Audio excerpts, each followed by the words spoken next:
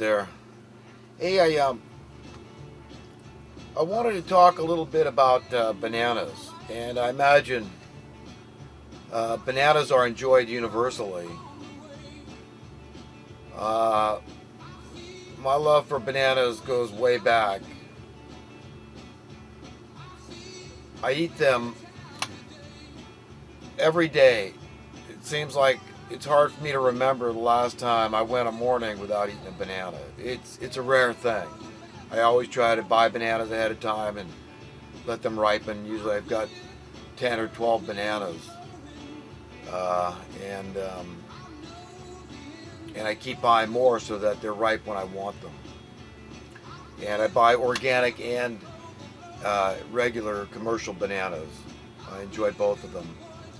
But there's something I wanted to talk about, and that is the fact that the bananas have gotten gummy, almost gristly in the core, the center of the banana. And this is a new phenomenon. And I only remember it within the last couple of years. And it's happened to me with organic bananas and inorganic bananas.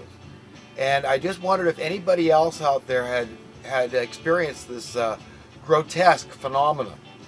And it's a real bummer for me. I can eat a banana or two, and I can go till lunch, literally into the afternoon. I like to have my banana with a cup of coffee, and I'll let you know if this one's gummy. But recently, about a week ago, this is January 4th, 2014. I was chewing into one, and my gag reflex was triggered, and I almost vomited. I felt like vomiting, and I never vomit. I vomit maybe every 15, 20 years. So it was a really awful experience. And that's why I'm making this video, is because I'm wondering if anybody else out there has experienced this and what their feelings are. I think what's causing it is these guys spraying the sky with these chemtrails and trying to artificially cool the earth by usurping Mother Nature's authority over this planet. It's so typical of these people. And whether or not they're intentionally trying to destroy our food supply, cause famine in the land, or if they're just imbeciles and usurpers, I can't tell you. This banana so far is pretty good. But, I don't think it has to do with the season that the bananas, because of course they're grown in tropical areas, and at least subtropical. So, I don't know that, they have the same kind of seasonal affectations, but, the thing of it is that I never remember it before, ever.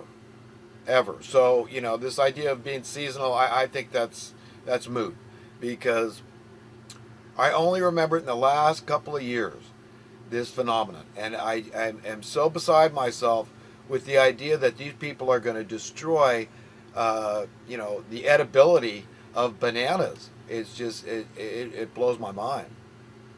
Bananas are a wonderful food. And my mom understood this. And I can remember back in as early as 1962 when I was a little bitty boy. And for whatever reasons, I wasn't big on bananas. And my mom started to bribe me. She'd offer me a nickel to eat a banana. And, I don't know, I probably would have eaten them on my own eventually. I mean, they're such a tasty food, and I absolutely love all kinds of foods that involve bananas, integrate bananas. But the point is that she believed in the healthfulness of bananas so much that she was willing to pay me to eat bananas, and it worked. Even as a little boy, I knew the value of money, and a nickel back then, that was the equivalent of about $1 today. So it was pretty important to her that I ate bananas, and I still do to this day.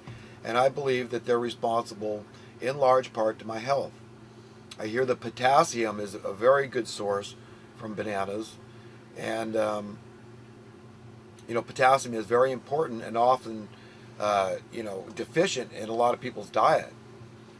And another thing that I've stumbled upon recently that's very important is magnesium, and I take pills for that. But I'll tell you, I quit taking aspirin. I used to get a lot more headaches, and I got off high fructose corn syrup, which I think is very detrimental. And the alternative aspartame is even worse by a magnitude of many. But the point is that I got off these artificial sugars because our bodies cannot handle them.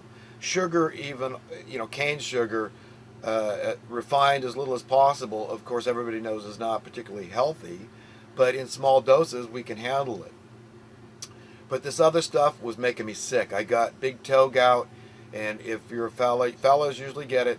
It's the most painful thing you can imagine. It makes life totally unbearable. Unbearable. Just crying out in pain, praying to God to help and give you relief. And it went on for months and months. And it lingered for years. This was in 2009. Toward the end of 2009 when it really came on me. And I really think what brought it on was this high fructose corn syrup. I was doing a lot of soda pop. I was doing about 1 liter a day. And I was drinking it with meals and everything. And I don't know what got into me. It was pretty unusual. But anyhow, I just tried to get away with it. And this is what happened. I ended up with this. What happens with big toe gout? It starts with a kidney malfunction.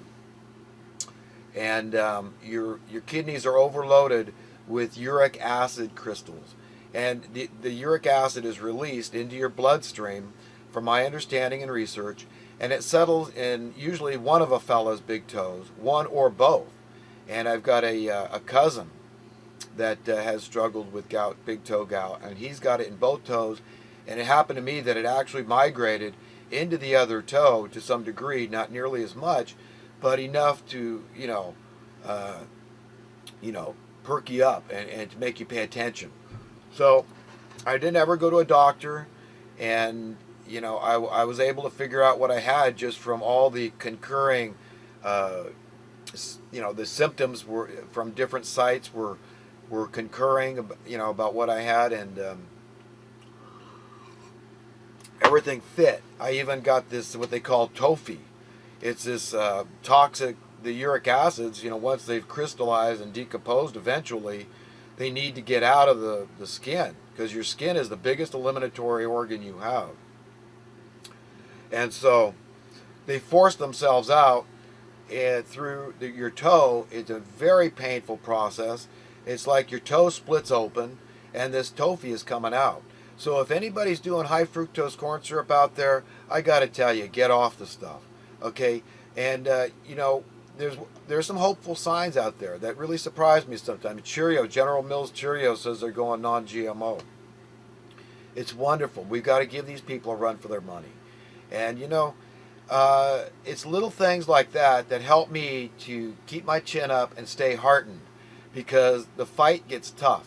We know we've got adversaries out there that are opposed to our very existence. And don't listen. We could go on all day about why they want to do that. They're insane. Basically, these people are out of their minds. Their God is not the same God as what we think of.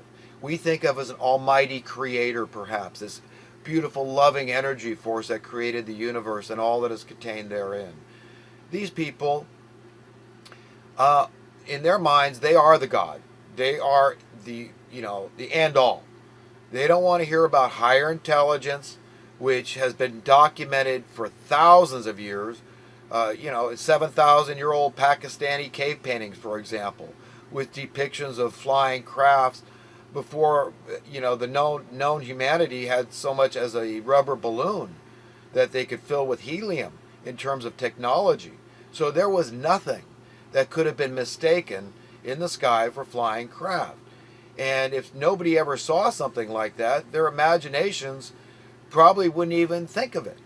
It just would be absent. But, the point is that I firmly believe there's a God, an almighty creator God, and there's higher beings than human beings. and that a lot of these people, that these usurpers I speak of, they are enlightened, they know the truth, and they're flat out liars from the pit of hell. Jesus spoke about these things. They represent the father of lies, Satan, and the the master deception is just to keep humanity in chains, keep us under their control, their authority, illegitimately as it is, and but they don't care, and they're coming out of the closet now. They're in your face. They've been exposed, and they've decided it's a fight to the finish. So they're going to keep pushing on humanity. The point is that they hate us, and the idea that they would intentionally wreck our food supply should be no surprise. But I digress. Let me get back to the big toe gout. So we understand now it starts with a kidney malfunction because your kidneys are overloaded with uric acid. And then the gout itself is actually considered an arthritic condition. And so what happens is the uric acid goes to the toe. It goes to an extremity, and for whatever reason, the body chooses a fella. Usually a fella gets it a lot more often than women. The women can get it too. Settles in a fella's big toe. And it's these microscopic packets of uric acid crystals at that point. And this is what can give a fella a kidney stone as well. These things got to come out your urethra. And, that can be very, very painful, I imagine. I had one, I believe, and it felt like I had a terrible lower back pain. And I believe what happened was I passed a kidney stone because the symptoms, again, were identical to everything that I saw about gout, big toe gout. And on the internet, in researching it and getting corroborating opinions about what exactly I had without going to a medical doctor, I was able to figure this out. And another thing with big toe gout, what's right behind it is diabetes. So you want to deal with this thing. If you end up with big toe gout, it's a very serious matter, and you've got to give it a full frontal assault and attack it with nutrition. You've got to be proactive and make changes. Bump up your water intake dramatically, and just drink and drink whenever. And another thing that's very popular if you do have big toe gout is this black cherry juice. And it supposedly helps with the pain. I drank a lot of it I got from my local health food store. All natural product, tasted delicious. And whether or not it helped with the pain, I don't know. I was still in a lot of pain, but I don't want to guess how much pain I might have been in without it. But I took non-steroidal anti-inflammatories. These things really didn't help at all. So I'm telling you, the best thing you can do is drinking lots of water and eating healthy. Another thing I did was apple cider vinegar. I believe it's one of these cure-alls, and you do it with what they call the mother, the unfiltered stuff, and drink. You can put it in a green salad. You can consume a lot of it with olive oil, and I recommend it. I really do. But you want to get healthy and stay healthy. If you got gout, you got to understand your body's really in a lot of trouble, and you got to deal with it. So now we got the gout being a kidney malfunction that turns into an arthritic condition. These packets called tophi or tophus in your toe constrict. They gather around the knuckle of your toe and your bones there. So it's right in there, and it affects the movement of your toe. And you can actually feel it. If you feel down there, you can feel these nodules of these tophi or tophus with these the uric acid crystal packets that are so painful. But anyhow, I'm healed now. Both toes feel a lot better, and I've had to cut back my smoking. I used to smoke about 12 to 15 in that range, and I'm down to 10. I've been very steady, and I'm even trying to drop it a little below that. Very slowly, it's working, but it's very hard. I'm rather an undisciplined fellow, I would say, and I really enjoy smoking. I thank God for cigarettes, and but there's a lot of health concerns there too, in all honesty. And one of them was I was getting a lot of pain in my calves walking. And what I learned about that was I was on the border, if not actually had peripheral artery disease, PAD. So I've had some health issues and I haven't gone to a doctor. And what I've done is I've just gotten proactive. I've eliminated a lot of the junk food, or at least some of it, because I still eat junk food in all honesty. And and also adding more nutritious stuff, like particularly water. You cannot drink enough water.